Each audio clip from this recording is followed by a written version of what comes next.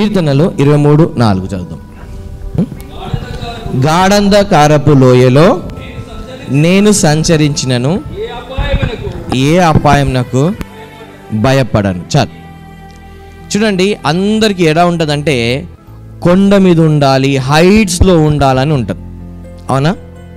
ప్రతి ఒక్క వ్యక్తికి ఎలా ఉంటుంది? నేను ఎక్కడ ఉండాలనుకుంటారు? ప్రతి వ్యక్తి హైట్స్లో ఉండాలనుకుంటాడు. ఎందుకంటే హైట్స్లో ఏంటిది? దేవుడు ఉంటాడు. హైట్స్లో ఉంటే నేను అందరికి కనిపిస్తాను. ప్రతి ఒక్క వ్యక్తి హైట్స్లో ఉండాలనుకుంటాడు కదా. అయితే కీర్తనకారం అంటుందంటే గాఢంధకారపు లోయలో అనేది ఎవరికి ఇష్టం లేనిది. లోయలో ఇష్టం ఉంటుందా? ఎవరైనా పైన ఉండాలనుకుంటారు, కానీ లోయలో ఉండాలని ఎవరు ఇష్టపడరు. అందరు నేను టాప్గా ఉండాలి, నేను పైన ఉండాలి, అందరికన్నా పైన టాప్ అని అనుకుంటారు కదా. కానీ లోయ అనేది ఎవరికి ఇష్టం లేదు కదా. అందుకే కీర్తనకారుడు అంటారు లోయనే ఫస్ట్ డేంజర్, దానిలో మళ్ళీ గాఢంధకారపు లోయలో నేను సంచరించినను అని అంటున్నాడు కదా. ఒకసారి 1 రాజుల గ్రంథము 20:28 చూద్దాం. ఇక్కడ కూడా ఒక యుద్ధం జరుగుతుంది. యుద్ధ వాతావరణం ఉన్నప్పుడు ఇజ్రాయెల్ మీదకి ఒక శత్రువులు వస్తారు. వాళ్ళు ఏమంటారో చూద్దాం. ఇక్కడ 1 రాజులు 20:28 వారు ఎదురు ముఖములుగా 7 దినములు గూడారములు వేసుకుని ఉండిన తర్వాత 7వ దినమందు యుద్ధమునకు కలుసుకొనగా ఇజ్రాయేల్ వారు 1 దినమందే సిరియన్లను కాల్బలము 1,00,000 మందిని హతము చేసిరి. ఇక్కడ యుద్ధం ఎక్కడ జరిగింది? ఇప్పుడు లోయలో. ఎక్కడ జరిగింది యుద్ధము? లోయలో జరిగింది యుద్ధం కదా. ఇప్పుడు లోయలో యుద్ధం జరిగినప్పుడు అంతమంది సైన్యాన్ని ఎన్ని రోజులు హతం చేసినారంట వీళ్ళు? దైవజనుడైన ఒకడు వచ్చి ఇజ్రాయేలు రాజుతో ఇట్లా నేను యెహోవా సెలవిచ్చినదేమనగా సిరియనులు యెహోవా కొండలకు దేవుడే గాని లోయలకు దేవుడు కాడని అనుకుంటున్నారు. ఇశ్రాయేల్ దేవుడు దేని దేవుడు అంట? కొండలకు గాని లోయలకు దేవుడు కాడని, దేవుడు కాదు అని అనుకుంటున్నారంట. ఎవరు అనుకుంటున్నారు? శత్రువు. వాళ్ళు ఇజ్రాయెల్కి శత్రువుగా ఉన్న సిరియన్స్ ఏమనుకుంటున్నారు? ఇజ్రాయెల్ దేవుడు కొండలకు దేవుడు కానీ లోయలో దేవుడు కాడు. నెక్స్ట్, అయితే నేను యెహోవానై ఉన్నానని. అయితే నేను యెహోవాని అంటే నేనే సర్వ సృష్టికర్త దేవుడు. సో నేను కొండ మీద జయమిచ్చిన దేవుడు లోయలో కూడా జయమిస్తా. మీరు తెలుసుకున్నట్లు ఈ గొప్ప సమూహం అంతయు నీ చేతికి అప్పగించెదను. ఈ గొప్ప సమూహం, ఏ సమూహము? గొప్ప సమూహమును ఎవరికి అప్పగిస్తున్నాడంట? ఇజ్రాయెల్ చేతికి అప్పగించినాడంట. ఎప్పుడైతే దేవుడు అన్నాడో ఇగో ఈ సమూహం అంతా నీకు అప్పగించినాననేసి నెక్స్ట్ జరిగింది ఏంటిది? వారు ఎదురు ముఖములుగా 7 దినములు గుడారములు వేసుకుని ఉండిన తర్వాత అంటే ఏమైంది? వీళ్ళు యుద్ధానికి ఎక్కడ రెడీ చేసుకున్నారు. 7 రోజులు పట్టింది రెడీ చేసుకోవడానికి. గుడారాలు వేసుకొని ఎదురు ఎక్కడ? కొండ మీద కాదు, లోయలో. 7వ దినమందు యుద్ధమునకు కలుసుకొనగా ఇజ్రాయేల్ వారు 1 దినమందే సిరియన్ల కాల్బలము 1,00,000 మందిని హతము చేసిరి. ఎంతమందినంట? 1,00,000. ఎన్ని రోజులలో? 1 డే. ఒక్క రోజులలో. అవునా? ఒక్క రోజులోనే సిరియా వాళ్ళు ఏమన్నారు? మీరు కొండల్లో ఉన్నాడు కాబట్టి మీ దేవుడు కొండల దేవుడు. బాబు మా కొండల లోయలో కూడా మా దేవుడు దేవుడే. ఒక్క రోజులో 1,00,000 మందిని మరి ఇజ్రాయెల్ వాళ్ళు ఎంతమంది చనిపోయినారు? ఇప్పుడు అవతల 1,00,000 మంది చనిపోతే మరి యూతల వాళ్ళు ఎంతమంది చనిపోయినారు? ఒక్కడును చనిపోలేదు. కిందికి వద్దామా. తక్కిన వారు ఆఫేకు పట్టణంలోనికి పారిపోగా అచ్చట ఉన్న ఒక ప్రాకారము శేషించిన వారిలో 27,000 మంది మీద పడెను. చాలు. బెన్హదదు ఏమైంది? కొండలో కాదు నాయన, లోయలో కూడా దేవుడు ఏం చేస్తాడు? తోడే ఉండి విజయం ఇస్తాడు. అయితే ఇప్పుడు ఈ కొండ ఏంటిది, లోయ ఏంటిది అనేది మనం కొంచెం కన్ఫ్యూజ్గా ఉంటుంది మన లైఫ్లో. సరే, 1 సామ్యులు 17:19 చూద్దాం. సౌలును వారును ఆ, ఇశ్రాయేలీయులందరినూ ఏలా లోయలో ఫిలిస్తీన్లతో యుద్ధం చేయుచుండగా, ఎక్కడంట? ఏలా లోయ ఏలా అని లోయలో ఏం చేస్తున్నారంట? యుద్ధం చేస్తున్నారంట. దావీదు ఉదయమున లేచి ఒక కాపరికి గొర్రెలను అప్పగించి ఆ వస్తువులను తీసుకుని ఆ. యెషయి తనకిచ్చిన ఆజ్ఞ చొప్పున ప్రయాణమై పోయెను. ఆ. అయితే అతడు కందకమునకు వచ్చినప్పటికీ ఆ, వారును వీరును పంక్తులుగా తీరి ఆ. జయము జయమని అరుచుచు ఆ. యుద్ధమునకు సాగుచుండిరి. ఆ. సైన్యము సైన్యమునకు ఎదురై ఇశ్రాయేలీయులను ఫిలిస్తీయులను యుద్ధ సన్నాదులై బయలుదేరుచుండిరి. ఉమ్. దావీదు తను తెచ్చిన వస్తువులను సామాగ్రిని కనిపెట్టువాని వశమున చేసి పరుగెత్తిపోయి సైన్యంలో చొచ్చి కుశల ప్రశ్నలు తన సహోదరులను అడిగెను. చాలు. అతడు ఇది మనకి ఈ స్టోరీ అంతా తెలిసిందే. ఇక్కడ ఎవరున్నారు? ఫిలిస్తీన్ల తరఫు నుండి గొలియాతు నిలబడ్డాడు. అవునా? ఇది ఎక్కడ? ఈ యుద్ధము లోయలో జరుగుతుంది. నేను ఈ ప్రాంతానికి వెళ్ళినప్పుడు చుట్టుపక్కలన్నీ కొండలు ఉన్నాయి. చుట్టుపక్కల ఏమున్నాయి? పెద్ద పెద్ద కొండలు ఉన్నాయి. ఈ దావీదు గొలియాత్ని చంపే స్థలం ఏంటంటే కొంచెం లోయలో ఫ్లాట్ కొండ. అలాంటి చోట ఈ గొలియాత్ని దావీదు యుద్ధం అన్నమాట. ఎక్కడ? లోయలో. ఇది లోయలో. అక్కడ చుట్టుపక్కల ఏమున్నాయి? కొండలు ఉన్నాయి. ఇప్పుడు ఈ లోయలో ఫిలిస్తీన్లు వచ్చారు. వాళ్ళ ఎవరు? గొలియాతు ఉన్నాడు, ఇక్కడ దావీదు ఉన్నాడు. ఈ యుద్ధం ఎక్కడ జరుగుతుంది? లోయలో జరుగుతుంది. ఈ లోయలో ఒక్క రాయితో గొలియాత్ని హతం చేశాడు. ఓకే, సో ఇక్కడ ఒక లోయ చూసినాము, ఇక్కడ ఒక లోయ చూసినాము. ఇప్పుడు యెషయా గ్రంథము 40 అధ్యాయం 4వ వచనం చూద్దాం. యెషయా గ్రంథము ప్రతి లోయను ఎత్తు చేయవలెను, ప్రతి లోయను ఎత్తు చేయవలెను, ఎత్తు చేయవలెను, ప్రతి పర్వతమును ప్రతి కొండను అణచవలెను, వంకరివి చక్కగాను కరకైనవి సమానముగాను ఉండవలెను. ఓకే, ఇక్కడ యెషయా గ్రంథంలో 40 అధ్యాయం ప్రతి లోయ ఎత్తు చేయవలెను, ఎత్తు చేయవలేను. Okay, right. ఇప్పుడు మనము ఇక మార్క్స్ వార్త 9వ అధ్యాయం 2వ వచనం నుండి చదువుకున్న తర్వాత ఇక లాస్ట్ మనం అక్కడికి వెళ్ళి దాని నుండి మనము లోతుకు వెళ్దాం. ఇక 6 దినములైన తర్వాత 6 దినములు అయిన తర్వాత యేసు పేతురును యోహాను యాకోబును మాత్రమే వెంట పెట్టుకొని ఎత్తైన ఒక కొండ మీద ఏకాంతంగా వారిని తోడుకొని పోయి వారి ఎదుట రూపాంతరము పొందెను. అంతలో ఆయన వస్త్రములు ప్రకాశమైనవి మిగుల తెల్లనివి ఆయను. లోకమందు ఏ చాకలియు అంత తెల్లగా చలవ చేయలేడు. మరియు మోషేయు ఏలియాయు వారికి కనబడి యేసుతో మాట్లాడుచుండిరి. అప్పుడు పేతురు, బోధకుడా, మనం ఇక్కడ ఉండుట మంచిది. మేము నీకు ఒకటి, మోషేకు ఒకటి, ఏలియాకు ఒకటి 3 పర్ణశాలలు కట్టుదుమని చెప్పాను. చాలు. ఏముందంట ఇక్కడ? యేసు ప్రభు వారు పేతురు, యోహాన్, యాకోబుని తీసుకుని ఎక్కడికి వెళ్ళాడు? కొండ మీద వెళ్ళాడు. కొండ మీద వెళ్ళినాక ఆడ అనుభవం ఎలా ఉంది? అక్కడ అనుభూతి ఎలా ఉంది? మొత్తం దేవుని ఒక మహిమతో చూసిన దేవుడు. ఏలియా, మోషే వచ్చి యేసు ప్రభుతో మాట్లాడడము, వాళ్ళ వస్త్రాలు, వాళ్ళ మహిమ అంతా ఎంతసేపు చూసినట్టు తెలియదు. కానీ ఆ మహిమలో ఈయన ఏమైనాడు? ప్రభా, ఇక ఇక్కడనే ఉండిపోతాం, ఇక గుడారం వేసుకొని ఇక్కడనే. అంటే కొండ మీద అంత మహిమను చూసినాడు. ఎవరు? పేతురు, యాకోబు, యోహాను ముగ్గురు ఆడ కొండ మీద చూసింది ఏంటిది? పరలోక మహిమను, పరలోక సన్నిధిని దిగి రావడం చూశారు. ఇప్పుడు ఈ మహిమ ఎలా అయింది అంటే మోషే, ఏలియా వీళ్ళిద్దరు ఏంటిది?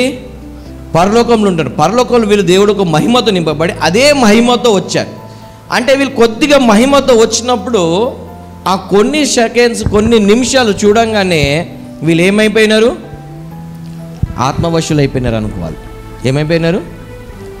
వాళ్ళు ఏం మాట్లాడాలో వాళ్ళకి అర్థం కావట్లేదు. ఎందుకంటే వాళ్ళ నోటికి మాటలు అట్లాంటి మహిమను వీళ్ళు ఏం చేశారు? కొండ మీద చూశారు. చాలా బాగుంది కదా? కొండ మీద యేసు ప్రభు రూపాంతరపరచబడము, ఏలియా రావడము, మోషే రావడం, యేసు ప్రభుతో మాట్లాడడం, ఇవి అంతా చూసినాడు. చాలా బాగుంది ప్రభా ఇక్కడనే ఉండిపోదాము అని అనుకున్నాడు. తర్వాత ఏమైంది, నడు బాబు అని చెప్పేసి ఎక్కడ దిగినారు? 17వ వచనంకి వద్దాం, 14వ వచనం నుండి వద్దాం. కొండ మీద అయిపోయింది, ఇప్పుడు కొండ దిగాలా. మూగదయ్యము పట్టిన నా కుమారుడు నీ యొద్దకు తీసుకొని వచ్చి తిని అది ఎక్కడ వానినే పట్టునో అక్కడ వానినే పడద్రోయును. అప్పుడు వాడు నురుగు కార్చుకొని పళ్ళు కొరుక్కొని మూర్ఛిల్లును. దానిని వెళ్ళగొట్టుడని నీ శిష్యులను అడిగితిని గాని అది వారి చేత కాలేదు, అది వారి చేత ఆయనతో చెప్పాను. ఇప్పుడు లోయలో ఏముంటది? ఇగో ఇవి ఉంటాయి. కొండ మీద ఏముంటది? కొండ మీద ఏముంది? దేవుని ఒక ఫుల్ మహిమ ప్రెజెన్స్, అబ్బా అక్కడ నుండి పోవాలంటుంది. కిందికి రాగానే ఏముంటుంది? లోయలో ఏముంది? కింద రాగానే ఈ కష్టాలు ఇవన్నీ. మోషే కొండ మీదకి వెళ్ళంగానే దేవుని సన్నిధి హాయిగా 40 రోజులు ఎట్లా అయిపోయిందో ఆయనకు అర్థం కాలేదు. మళ్ళీ కిందికి రాగానే మళ్ళీ ఒక విగ్రహం తయారు చేసుకున్నారు, ఈ లొల్లి అంతా మళ్ళీ. సో మనకు కూడా దేవునితో ఏకాంతంగా మహిమలో ఉండాలంటారు, కానీ కిందికి రాగానే ఏముంటుంది అక్కడ? దురాత్మ పట్టిల్లి ఇవన్నీ ఉంటాయి. ఇక్కడ యేసు ప్రభు కిందికి వచ్చిన తర్వాత ఆ మహిమను ఇక్కడ ప్రెజెంట్ చేస్తున్నాడు. ఏం చేస్తున్నాడు అంటే ఒక మాట ద్వారా ఆ దురాత్మను ఏం చేస్తున్నాడు? వెళ్ళగొడుతున్నాడు. అంటే ఈ కింద లోయలో ఏం జరుగుతుందంటే యుద్ధం జరుగుతుంది, పోరాటం జరుగుతాయి, యుద్ధాలు. ఇందాక చదువుకున్నాం కదా, లోయలో ఏం జరుగుతుంది? నువ్వు అక్కడ పొందుకున్న మహిమ, అక్కడ పొందుకున్న శక్తిని అంతని ఇక్కడ ఏమవుతుంది? నువ్వు ప్రత్యక్షం చేయడం అవుతుంది. హల్లెలూయా. కొండ మీద వీళ్ళు ఏం చూసినారు? దేవుని ఒక శక్తి, దేవుని ఒక మహిమతో నింపబడ్డాడు.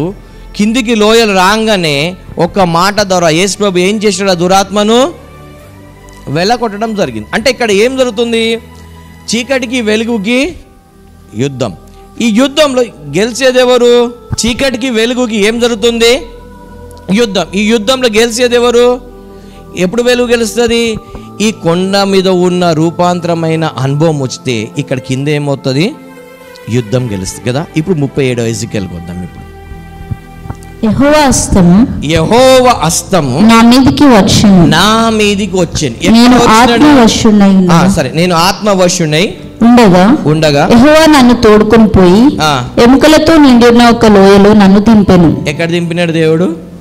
ఎముకలతో నిండిన. సాధారణంగా మనం ఏమనుకుంటాం, దేవుడు హస్తం రాగానే ఓ కొండ మీదకి వెళ్ళిపోతాం, బట్ట వెళ్ళిపోతాం అంటారు.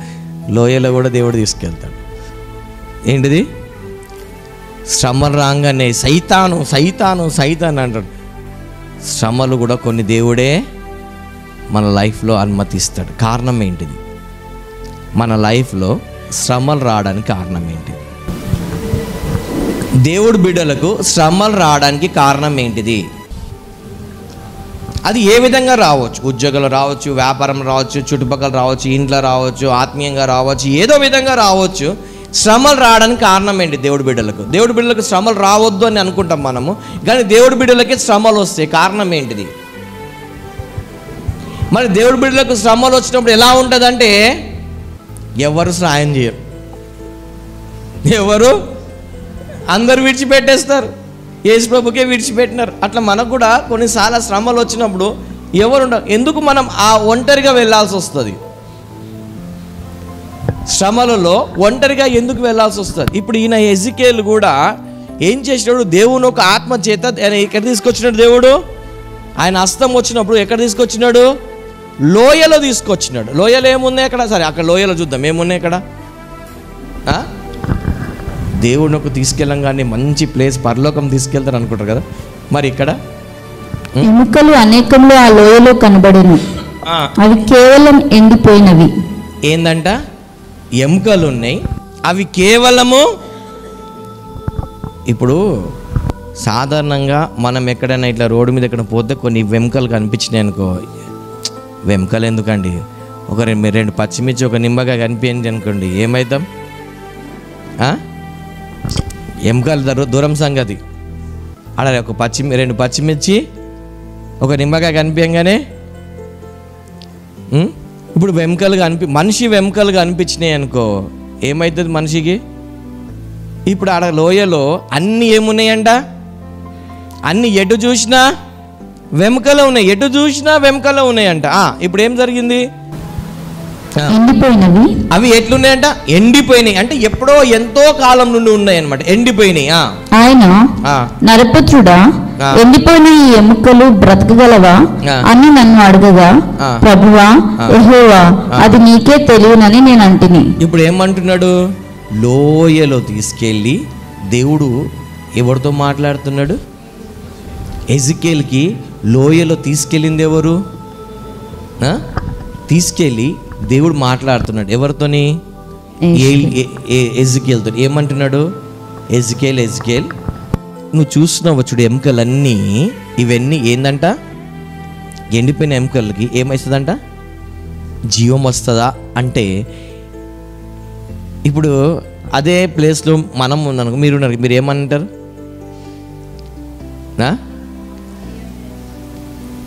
నేనున్నాను అనుకో, ప్రభా పోయి ఎముకల్లో తీసుకొచ్చి జీవిస్తూ ఉంటావు, ఫస్ట్ నాకు ఎటు దియ్య అంట. నేను నరకంలో తీసుకెళ్ళినప్పుడు అట్లనే అన్నా, ప్రభా ఈ నరకంలో నన్ను ఏం తీసుకొచ్చినా ఫస్ట్ ఇక్కడ దియ్య అని అన్నా. కానీ ఎజికేల్ ఏం మాట్లాడుతున్నాడు? ప్రభా నీకే తెలుసు. ఎందుకంటే ఈయన అయోమయంగా ఉన్నాడు, ఏమవుతుందో అర్థం కాలేదు. ఎందుకంటే ఈయన ఎక్కడ ఉన్నాడైనా? లోయలో ఉన్నాడు, లోయలో అన్ని ఎముకలు ఉన్నాయి. దేవుడు ప్రశ్న అడుగుతుంటే ఇది జీవిస్తా అంటే, ఎలా జీవిస్తా నాకేం తెలుసు ప్రభా, ఇది నీకే తెలుసు. నెక్స్ట్, బ్రతకగలవా అని నన్ను అడగగా, ప్రభువా యెహోవా అది నీకే తెలియనని నేను అంటిని.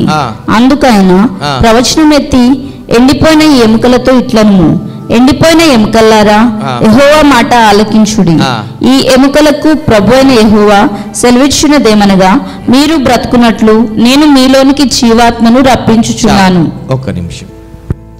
ఇక్కడ యెహోవా దేవుడు ఎజికేల్కి ఏమంటున్నాడు? మంచి చెప్పండి, లేదంటే ఒకసారి మళ్ళా బైబిల్ చూడండి. దేవుడు ఎజికేల్కి ఏమంటున్నాడు? ఫస్ట్ అన్నాడు, బాబు ఇవి ఎముకలు జీవింపగలవా అంటే, నీకే తెలుసు ప్రభు అన్నప్పుడు, అప్పుడు దేవుడు యెహోవా దేవుడు ఎజికేల్కి ఏమని మాట్లాడుతున్నాడు? ఏమన్నాడు? ప్రవచనం ఎత్తి. అంటే ప్రాఫెసీలో ఏముంటుంది? జీవం. అవునా? ప్రాఫెసీలో ఏముంటుంది? ప్రాఫెసీలో ఏముంటుంది? అవునా? ఈ ప్రాఫెసీ ఎప్పుడు వస్తుంది? ఈ ప్రాఫెసీ ఎప్పుడు వస్తుంది ఎజికేల్కి?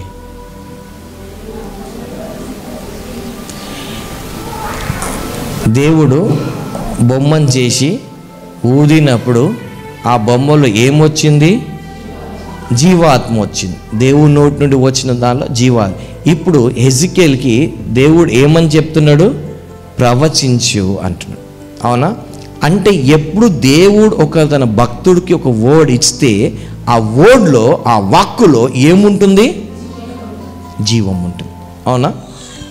ఆ వాక్కులో ఇప్పుడు దేవుడు ఎజికేల్కి తన నోట్లో ఏం పెడుతున్నాడు? చూడండి, ప్రాఫెసీ ఎక్కడి కోసం?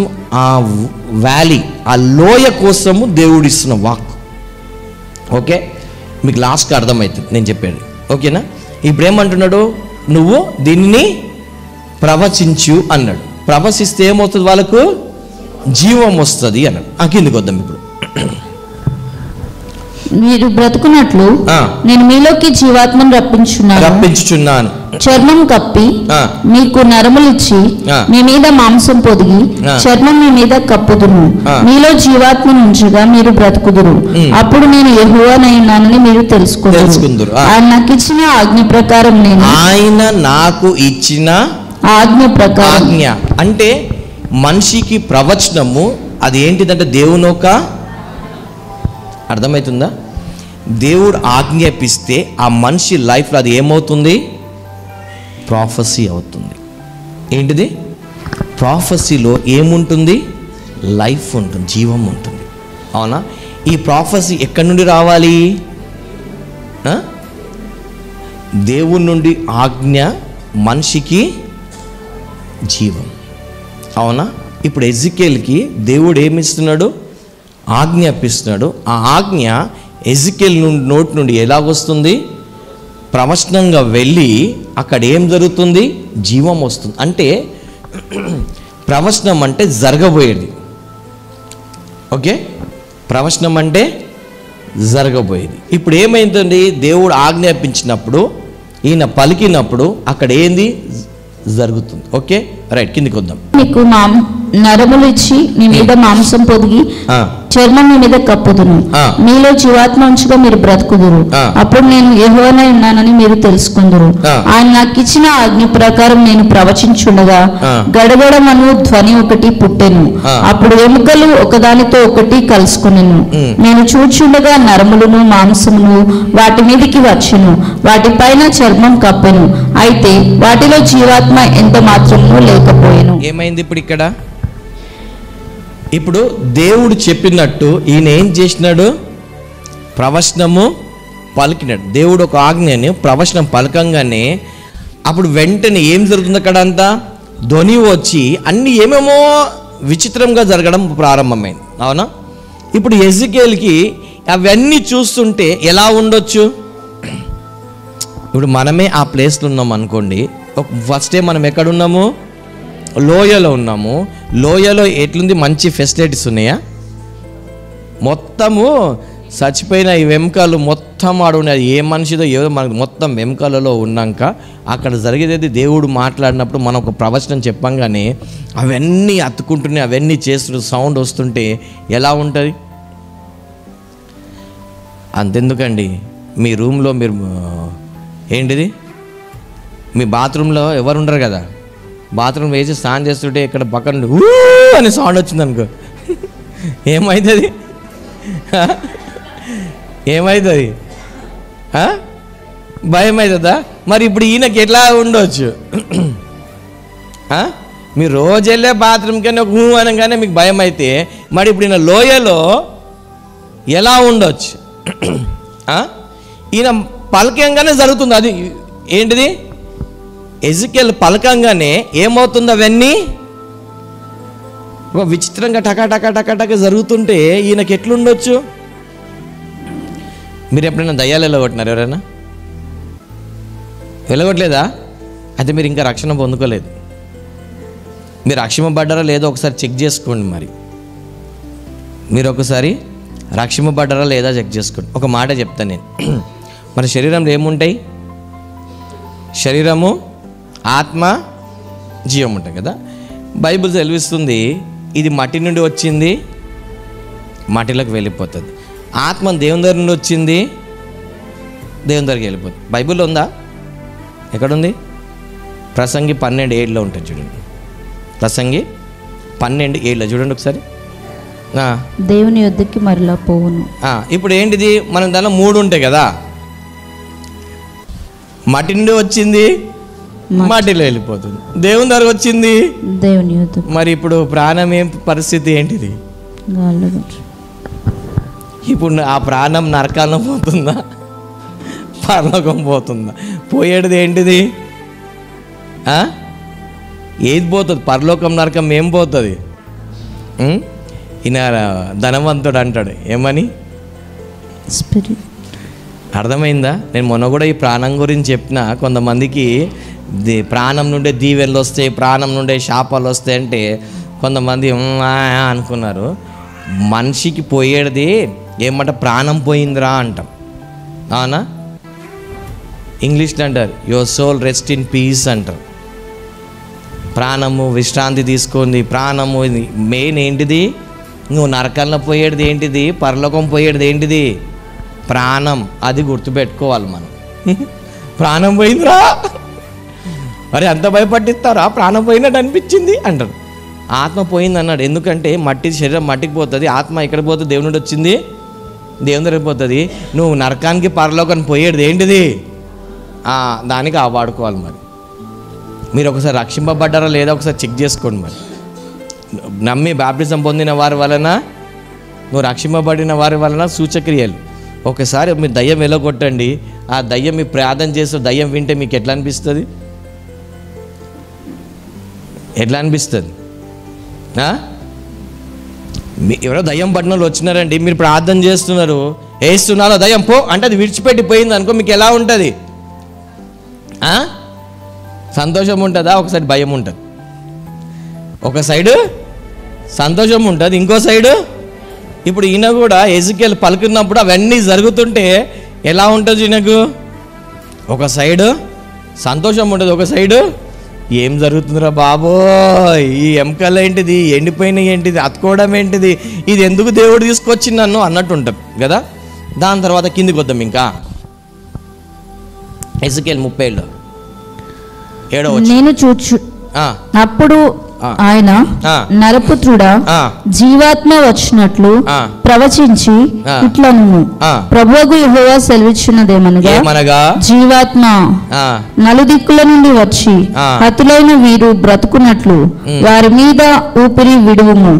ఆయన నాకు ఆజ్ఞాపించినట్లు నేను ప్రవచింపగా జీవాత్మ వారిలోనికి వచ్చెను. వారు సజీవులే లేచి లెక్కింప సఖ్యం కాని మహాసైన్యమై నిలిచిరి. చూడండి, ఇవేమైంది? మళ్ళా దేవుడు అన్నాడు ఏమని? బాబు మళ్ళా ప్రవచించు. ఏమని? వాళ్ళలోకి జీవాత్మ రమ్మని అంటే 4 దినం వచ్చి జీవాత్మగానే సడన్గా దానిలో ఏమొచ్చింది? జీవాత్మ అయింది. ఇప్పుడు హెజికేల్ పరిస్థితి ఎలా ఉండొచ్చు? హెజికేల్ పరిస్థితి ఎలా ఉండొచ్చు? ఫస్ట్ కొద్దిసేపు ముందు ఏముంది? లోయలో పోయినాడు, ఎండిపోయిన ఎముకలు, వాక్కు వచ్చింది, అవన్నీ జమ అయిపోయినాయి. దాని తర్వాత శరీరంగా మార్చబడ్డాయి, మళ్ళా వాక్కు వచ్చింది, అవన్నీ బతికి ఒక సైన్యంగా ఉంటే ఎట్లుంటుంది? ఇప్పుడు ఒక సైన్యంగా తయారంగానే ఇప్పుడు ఏమో నన్ను చంపుతారా ఏంటిది? ఎలా ఉంటుంది ఒకసారి చూడండి. సైన్యం అంతా, నేను ఇప్పుడు ఎజికేల్ పరిస్థితి నుండి చెప్తున్నాను, నేను ఎజికేల్ గురించి చెప్తున్నా. ఎజికేల్ ప్లేస్తో మనం ఉన్నప్పుడు ఎలా ఉంటుంది? హల్లెలూయా, ఓకేనా? ఇప్పుడు ఏంటిది? ఎజికేల్ పరిస్థితి ఎలా ఉండొచ్చు? ఇప్పుడు ఇంద్రబాబు కొద్దిసేపు ముందు వెంకలు ఉన్నాయి, దాని తర్వాత ఇదేంది, ఇప్పుడు ఏంది శరీరం వచ్చింది, ఇప్పుడు ఏంది మొత్తం అవి ఏమైనా చదువు. ఊపిరి విడు. ఆయన నాకు ఆజ్ఞాపించినట్లు నేను ప్రవచింపగా జీవాత్మ వారిలోనికి వచ్చెను. వారు సజీవులే లేచి లెక్కింప సఖ్యం కాని మహాసైన్యమై నిలిచిరి. ఎంతంట? 50-100 మంది కాదంట. ఎంతమంది అంట? లెక్కింప కాని మహా సైన్యం అంట. సైన్యం అంటేనే లెక్క పెట్టలేము, ఇంకా మహాసైన్యం అయిపోయిందంట. అప్పుడు ఆయన నాతో ఇట్లా, నేను నరపుత్రుడా, ఈ ఎముకలు ఇజ్రాయేల్ అందరినీ సూచించున్నవి. వారు మన ఎముకలు ఎండిపోయిను, మన ఆశ విఫలమాయను. చాలు. ఏందంట?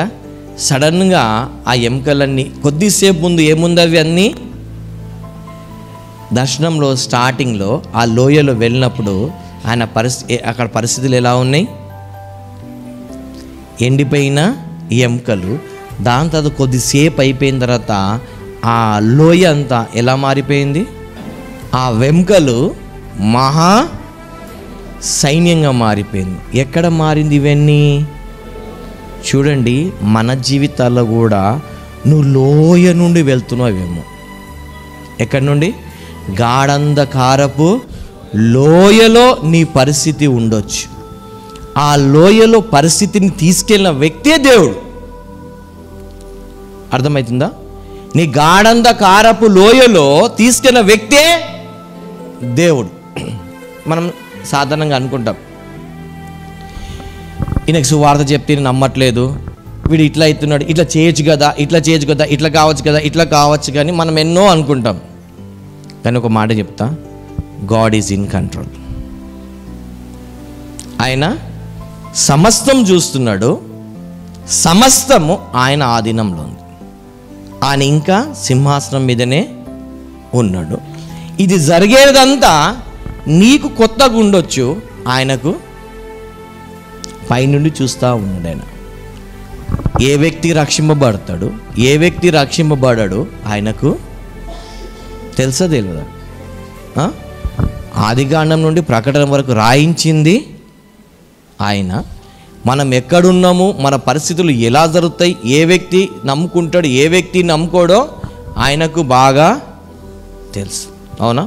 మనం ఏ కష్టాల నుండి వెళ్ళాలి, ఎందుకు వెళ్ళాలి అనేది కూడా ఆయనకు. ఇప్పుడు మనం పరిస్థితి కూడా గాఢంధకారపు లోయలో ఉంది. తీసుకొచ్చిన వ్యక్తి ఎవరు? హెజికేల్కి తీసుకొచ్చిన వ్యక్తి ఎవరు? ఎందుకు తీసుకొచ్చాడు? మన జీవితంలో ఎందుకు దేవుడు కష్టాలు అనుమతిస్తాడు? లోయలలో ఎందుకు అనుమతిస్తాడు? లోయలలో ఎందుకు తీసుకెళ్ళమంటాడు?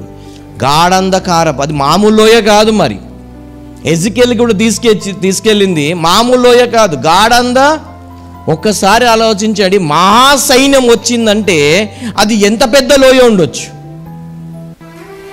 మహాసైన్యం కూడా తయారైందంటే హెజికేల్కి తీసుకెళ్ళిన లోయ ఎంత భయంకరంగా, ఎంత చీకటిగా ఉండొచ్చు. అవునా? కానీ తీసుకెళ్ళిన వ్యక్తి ఎవరు? దేవుడు. ఎందుకు తీసుకెళ్ళాడు దేవుడు? ఆ గాఢంధకారపు లోయలో దావీద్ని తీసుకెళ్ళాడు, హెజికేల్ని తీసుకెళ్తున్నాడు. ఎందుకు తీసుకెళ్తున్నాడు దేవుడు? ప్రతి వ్యక్తికి దేవుడు చెప్పేది ఏంటంటే, నీ జీవితంలో నేను చాలరా, నీ లైఫ్లో నేను చాలు, అంతే. అందుకే యెహోవా అంటే ఇంగ్లీష్లో అంటది I am that I am, నేను ఆల్ఫా ఒమేగా. మన జీవితంలో దేవుడు చాలు, ఎనఫ్. ఇంకా వేరే నీకు ఏమి ఇలాంటి పరిస్థితుల్లో నీకు తీసుకెళ్ళనుకుందంటే అక్కడ నేర్పించేదంటే, ఇగో ఇలాంటి నీ సిచ్యువేషన్స్ ఉంది. ఏంటిది? నీ ఆశలు, నీ కోరికలు, నువ్వు దేవుడి పట్ల చేయాలనుకున్న అన్నీ ఎండిపోయి ఇగో అట్లా ఉన్నాయి. నువ్వు ఆత్మలు రక్షించాలని కొంతమంది ఉంటుంది, ఆ అద్భుతాలు చేయాలని కొంతమందికి ఉంటుంది, నేను దేవుడి కోసం ఏదో ఒకటి చేయాలని, అలాంటి కొంతమంది దేవుడి కోసం వాడబడాలి, చేయాలని ఇలా ఉంటుంది. కానీ ఆ ఆశలన్నీ ఎలా అయిపోయినాయి అంటే ఇగో ఇట్లా ఎండిపోయిన ఎముకలాగా అయిపోయినాయి.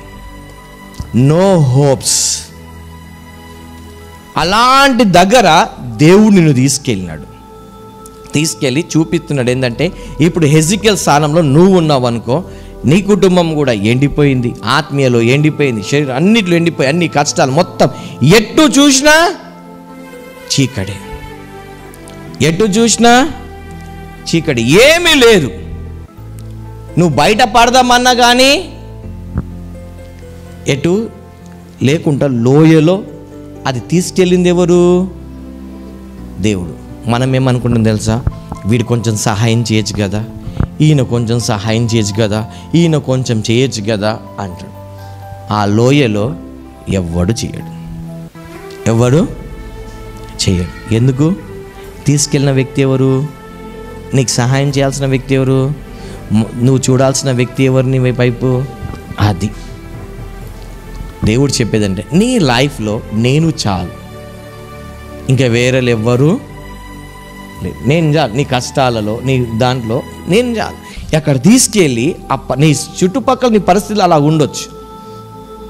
ఎండిపోయిన ఎముకలు, నీకు ఎటు చూసినా ఏం లేదు, సంతోషం లేదు, సమాధానం లేదు, భయం బుగులు, ఎట్టు నుండి వచ్చే నీకు సహాయం చేసి ఎట్టు ఒక్క సోర్స్ ఏమీ కనిపించలేదు. మొత్తం వెముకలు అంటే ఏమైనాయి? ఎండిపోయినాయి. లోయలలో ఉన్నావు, కానీ ఆ లోయలో కూడా నిన్ను ఎడబాయాడు. నిన్ను విడువను ఎడబాయనన్న దేవుడు ఆ లోయలో ఉండి నీ ద్వారానే దేవుడు ఏం చేపిస్తున్నాడు? హెజికేల్ ద్వారానే ఏం చేపించినాడు? దానికి జీవం పోసే ముందు ఒక ఆకారం తీసుకొచ్చాడు. జీవాన్ని ఇచ్చే ముందు ఫస్ట్ ఏం చేపించినాడు? నీ జీవితంలో కూడా దేవుడు ఏం చేస్తాడు? నిన్ను పెట్టి నీ ద్వారానే దానికి అన్నిటికీ ఏం తీసుకొస్తాడు? ఫస్ట్ ఆకారం తీసుకొస్తాడు. ఏం తీసుకొస్తాడు? ఆకారం తీసుకొస్తాడు. అది నీ ఇల్లు కానీ, నీ చుట్టుపక్కల కానీ, నీ ఉద్యోగం కానీ, నీ వ్యాపారం కానీ, నీ ఊరు కానీ, ఎక్కడ కానీ నువ్వు మొత్తం హోప్స్ ఎక్కడైతే పోయినాయో, నువ్వు ఒక లోయలో ఫీల్ అవుతున్నావు అనుకో, అక్కడే ఆ లోయలనే దేవుడు నీ ద్వారానే దానికి ఫస్ట్ ఏం తీసుకొస్తాడు? మనం ఆదికాండం మొదటి వచనం చూసినప్పుడు ఏంటిది? భూమి నిరాకారం శూన్యంగా ఉన్నప్పుడు దేవుడు పలకగా వెలుగు ఒక ఆకారం వచ్చినట్టు, ఇక్కడ కూడా దేవుడు నీ ద్వారానే అది ఏమి లేని దగ్గర, జీవం లేని దగ్గర నీ ద్వారానే జీవాన్ని ఏం చేపిస్తున్నాడు? అక్కడ ఫస్ట్ ఒక ఆకారం తీసుకొచ్చి ఆ ఆకారంలో జీవాన్ని పోసి దానికి మహా అంటే ఇప్పుడు నువ్వు అంధకార గాఢపు లోయలో ఉన్నావేమో, గాఢంధకారపు లోయలో నువ్వు సంచరిస్తున్నావేమో. కానీ ఈ పరిస్థితిలో ఎజికేల్ని తీసుకెళ్ళింది దేవుడు. అక్కడ దేవుడు ఎజికేల్ ద్వారా ఒక కార్యాన్ని జరిగించాలని చూస్తున్నాడు. మరి నువ్వు కూడా అలాంటి గాఢంధకారపు లోయలో నువ్వు ఉన్నావంటే నీ ద్వారానే దేవుడు అక్కడ ఏదో కార్యము జరిగించాలని చూస్తున్నాడు. మనమంతా కొండ మీద ఉండడం ఇష్టపడతాము, కానీ దేవుడు కొండ లోయలో కూడా, ఈ కొండ మీదేమో దేవుడు మహిమను చూస్తాము, కొండ లోయ కింద ఏంటిది దేవుని ఒక కార్యాలు మనము చేస్తాం. అక్కడ దేవుడు చేస్తాడు, ఇక్కడ అర్థమైందా కాలేదా? కొండ మీద యేసు ప్రభు, ఏలియా, మోషే వచ్చినారు. ఎక్కడి నుండి? అక్కడ. కింద యేసు ప్రభు దయ్యాలను, అవునా? ఏంటిది? పైన దేవుడు కార్యం చేస్తాడు, కింద మన ద్వారా. ఇప్పుడు ఈయన తీసుకెళ్ళింది ఎవరు లోయలోకి? దేవుడు తీసుకెళ్ళాడు. ఎలా తీసుకెళ్ళాడు? ఆత్మ చేత తీసుకెళ్ళాడు. అవునా?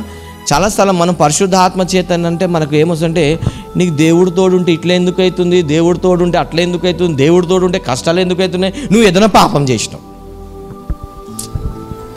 మనకు ఎట్లుంటుందంటే, నువ్వు కొంచెం కష్టాలు లోయలిపోయినావు అంటే నువ్వు ఏదైనా పాపం చేసినావు.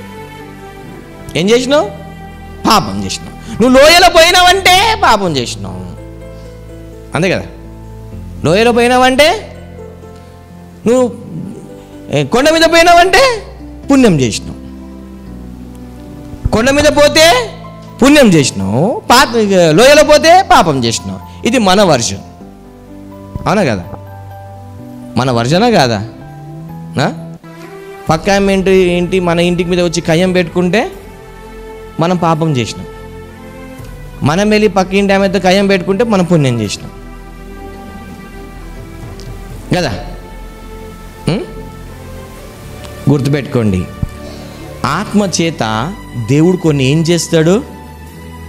ఎందుకంటే ఆయన బాహుబలాన్ని చూపిస్తాడు. ఆయన బాహుబలాన్ని, ఇప్పుడు ఇజ్రాయెల్ యుద్ధం అవుతుంది, వాళ్ళు దేన్ని బట్టి వాళ్ళు యుద్ధం చేస్తున్నారు తెలుసా? మా దేవుడు ఎర్ర సముద్రాన్ని చీల్చినాడు, ఎరుకో గోడల్ని పడేసినాడు. అది ఎన్ని వేల సంవత్సరాల కింద జరిగింది? అది కొన్ని వేల సంవత్సరాల కింద జరిగింది. మా దేవుడు ఇప్పటికీ మాకు తోడున్నాడు, ఇప్పటికీ మాకు దేవుడు సహాయం చేస్తాడు. వాళ్ళు ఈ ఆయుధాలను నమ్ముకోవడం కాదు, వాళ్ళు ఎవరిని నమ్ముకున్నారు? వాళ్ళు దేవుణ్ణి నమ్ముకున్నారు. వాళ్ళు అంటే ఎన్నో సంవత్సరాలు వాళ్ళ జీవితంలో జరిగిన, పూర్వులు జరిగిన అద్భుతాలే వాళ్ళకి ఇప్పటికీ దాన్ని నమ్మే వాళ్ళు దేవుణ్ణి నమ్ముకుంటే, మరి మన జీవితాలలో అలాంటి అద్భుతాలు ఎన్ని జరిగి ఉండొచ్చు? అలాంటి అద్భుతాలు ఎన్నిసార్లు దేవుడు జరిగించి ఉండొచ్చు, అవునా? కానీ కొండ మీద అయితే పుణ్యము, లోయలైతే పాపం. ఏంటిది? నువ్వు సరిగా లేవు. ఏం లేవు? నువ్వు సరిగా లేవు. అవును, పొట్ట పెరిగిపోయింది, సరిగా లేను. నువ్వు సరిగా లేవు, పాపం చేస్తున్నావు. ఏం చేస్తున్నావు? సరిగా లేవు, పాపం చేస్తున్నావు. సరిగా లేవు, కాలు ఇరిగింది, కుంటోడైపోయినా. ఎస్, దేవుడు ఆత్మ చేత దేవుడు ఎక్కడ నడిపిస్తున్నాడు? లోయలో నడిపిస్తున్నాడు. ఎందుకు లోయలో నడిపిస్తున్నాడు? ఎందుకు దావీద్కి అక్కడ లోయలో నడిపించినాడు? ఇప్పుడు దావీద్ తప్ప, గొలియాత్ తప్ప యుద్ధానికి ఎవరు వచ్చినారు? వాళ్ళు వచ్చినారు. వెళ్తున్నాడు. ఒకవేళ యెషయాకు దావీద్ అంటే చాలా ప్రాణం అనుకో, రై ఎందుకు పోయినారా నువ్వు అనేటోడు. దావీద్కి ఇష్టం లేదు కాబట్టి సస్యసావాన్యాన్ని విడిచిపెట్టినాడు. అదే ఒకవేళ కొడుకు మీద ప్రేమ ఉంటే, రై నువ్వు ఎందుకు పోయినారో అన్నా లేరా, అవునా? కానీ ఆ లోయలో తీసుకెళ్ళింది ఎవరు? దావీద్ని ఆ లోయలో తీసుకెళ్ళింది ఎవరు? దేవుడు కదా. మనం బైబిల్లో కూడా చూస్తాము, 5 రొట్టెలు 2 చేపలు కొండ మీద దేవుడు ఏం చేస్తాడు? ప్రసంగించిన తర్వాత అద్భుతం చేసినాక అందరు మంచి తిని వెళ్ళిపోతే కొండ దిగిన తర్వాత యేసుప్రభు ఏం చేస్తాడంటే శిష్యుడిని పిలిచి, శిష్యులారా ఆ ఒడ్డుకి వెళ్ళండి అని చెప్తే, ప్రభువా మేము ఇప్పుడు వెళ్ళాం, నడో అని చెప్పి బలవంతంగా ఓడలు కూర్చోబెట్టి పంపిస్తాడు. వాళ్ళు మంచిగా దేవుడు మాట తప్పదు కదా, ఇక పోతా ఉన్నారు. మంచిగా ఎన్ని గంటలకు బయలుదేరినారో తెలియదు, పోతా ఉన్నారు. పొద్దుగాల 3 గంటలకు దేవుడు కనిపించడం కానీ భూతం భూతం భూతం భూతం. మీ బైబిల్లో చూడండి, దేవుడే వాళ్ళకి బలవంతంగా. మరి వీళ్ళు శిష్యులు, అవునా? యేసు ప్రభుతో 24 గంటలుగా ఉండే శిష్యులు యేసు ప్రభు రాగానే ఏమంటున్నారు? భూతం భూతం భూతం భూతం అంటే యేసు ప్రభునే గుర్తుపట్టేట్లు. అంటే మన జీవితాల్లో కూడా కొన్నిసార్లు కష్టాలు వచ్చినప్పుడు అది దేవుడు అనుమతించినాడా, దయ్యమా, పాపమా, పుణ్యమా ఏమీ ఉండదు. ఒకటే దయ్యం. కష్టాలు వస్తే దయ్యం, మంచిది వస్తే దేవుడు. అంతే మన లైఫ్లో, ఇంతే మన లైఫ్. అంతే కదా, అంతే కదా మనం అనుకుంది, అంతే కదా మనం. నేనైతే అట్లనే అనుకుంటాను అండి, మీరు అనుకోరు అట్లా. మీరు చాలా మంచోళ్ళు. నేనైతే అట్లనే అనుకుంటా. కష్టాలు వస్తే పాపం చేసినాము, మంచిగా అయితే పుణ్యం చేసుకున్నాం. కొండ మీద అయితే పుణ్యం చేసుకున్నాం, లోయలు అయితే పాపం చేసుకున్నాం. ఇప్పుడు యేసు ప్రభు ఏం చేసినాడు? శిష్యులకు బలవంతంగా నూకినాడు. నూకంగానే అక్కడ వాళ్ళు ఏమన్నారు? భూతం భూతం అంటే యేసు ప్రభు భూతం కాదురా నేనే అన్నాడు. ప్రభా నువ్వైతే నేను రావాలా నీళ్ళ మీద అన్నాడు. రా అన్నాడు, వచ్చినాడు. అవునా? ఎందుకు దేవుడు బలవంతం చేసినాడంటే, అరే బాబు చూడండి, మనం ఎప్పుడైతే న్యాచురల్ లైఫ్ జీవిస్తామో అప్పుడు దేవుడు సూపర్ న్యాచురల్ చేస్తాడు. నేను చెప్పింది అర్థమైందా? మనం సూపర్ న్యాచురల్ లైఫ్ జీవించడానికి కాదు, మనం న్యాచురల్గా జీవిస్తే దేవుడు సూపర్ న్యాచురల్ లైఫ్ని మారుస్తాడు. నీళ్ళ మీద వీళ్ళు వెళ్తుంటే యేసు ప్రభుని చూసి, ప్రభా నేను నీళ్ళ మీద నడవాలనా అంటే యేసు ప్రభు ఏమన్నాడు? నేను వచ్చిందే నీకు ఈ నీళ్ళలో బలవంతంగా చేసిందే అందుకురా నాయన.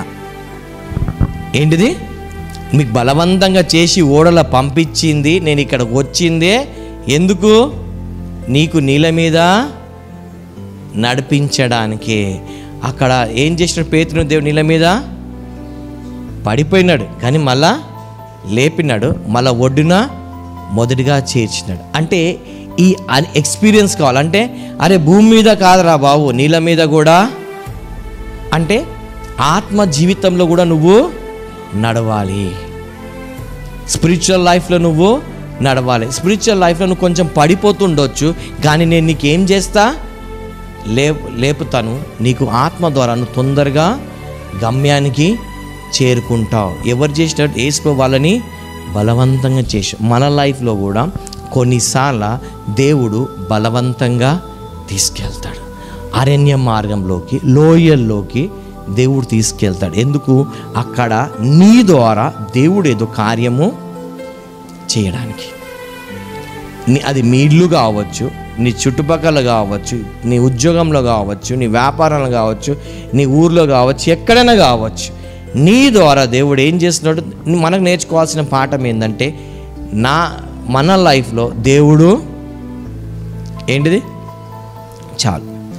ఎటువంటి పరిస్థితి దేవుడు కానీ.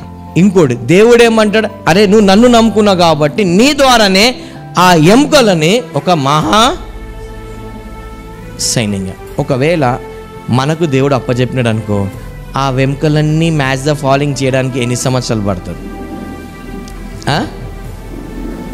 ఎముకలు తీసుకురావాలి, డిఎన్ఏ టెస్ట్ చేయాలి, దీని దిక్కు ఇటు ఒక్క స్కెలిటన్ చేయడానికే సంవత్సరం పడుతుంది.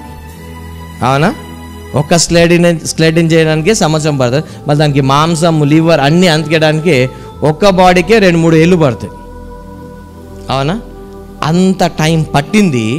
ఎంత టైంలో అయిపోయింది? ఎంత టైంలో అయింది? పరిశుద్ధాత్మ చేత నడిపింపబడితే నీకు లోయలో ఉండొచ్చు, కానీ ఆ లోయలో ఉండే దేవుడు ఏం చేస్తాడు నీ ద్వారా? మహాకార్యం. అంటే నువ్వు కొన్ని సంవత్సరాల చేయాల్సిన పని కొన్ని రోజులనే చేపిస్తాడు. ఆ చేపించడానికి మనము ఎలా వెళ్ళాలి? లోయలోకి వెళ్ళాలి. హల్లెలూయా. మన లైఫ్లో లోయలు ఎందుకు దేవుడు ఇస్తాడు? లోయలు అనగానే మనం ఏమనుకుంటాం? ఇప్పుడు ఇక్కడ నుండి మీరు వెళ్తున్నారు అనుకోండి, ఎవరన్నా వచ్చి తిట్టడని అనుకోండి, లేకపోతే ఏమన్నా అనుకోండి, ఏమంటాడు? సాతాన్ సాతాన్ సాతాన్ సాతాన్. అంతేనా కదా? మంచి జరిగితే దేవుడు, కీడు జరిగితే దాన్ని ఒకటి గుర్తుపెట్టుకోండి. దేవుడు ఆత్మచేతనే ఆయన శోధింపబడడానికి, పరిశుద్ధాత్మ చేతనే కొండ మీద శోధింపబడడానికి ఎవరు వెళ్ళారు? యేసు ప్రభు వెళ్ళారు. మన లైఫ్లో కూడా దేవుడు కొన్నిసార్లు ఏం చేస్తాడు? ఆత్మచేతనే నీకు ఎట్టు కాకుండా చేసేది కూడా. ఎందుకు? లేకపోతే నువ్వు దేవుడికి దొరకవు కదా. నువ్వు దొరుకుతావు నువ్వు దేవుడికి? అబ్బో నువ్వు చాలా బిజీ కదా, ప్రభువా నాకు టైం లేదు, బిజీ. అందుకోసం దేవుడు నీకు టైం కల్పించి మొత్తం నీకు లోన్గా చేస్తాడు. ఎందుకు? ఏ మనిషి లేడు, ఎవరు లేడు, దేవుడే అంటారు కదా చాలామంది. ఎవరు దిక్కుపోతే దేవుడే దిక్కు అంటారు. అసలు రాంగ్ సామెత అది. దేవుడు దిక్కున్న వాళ్ళకి ఎవరు దిక్కు ఉండరు. సామెతను ఉల్టా చెప్తారు వాళ్ళు. ఎవరు దిక్కు లేకుంటే దేవుడు కాదు, దేవుడు దిక్కున్న వాళ్ళకి ఎవరు దిక్కు ఉండరు. ఎందుకంటే వాళ్ళకి దేవుడే అన్ని. శిష్యులకు అన్ని ఎవరు? యేసు ప్రభు ఒకడే.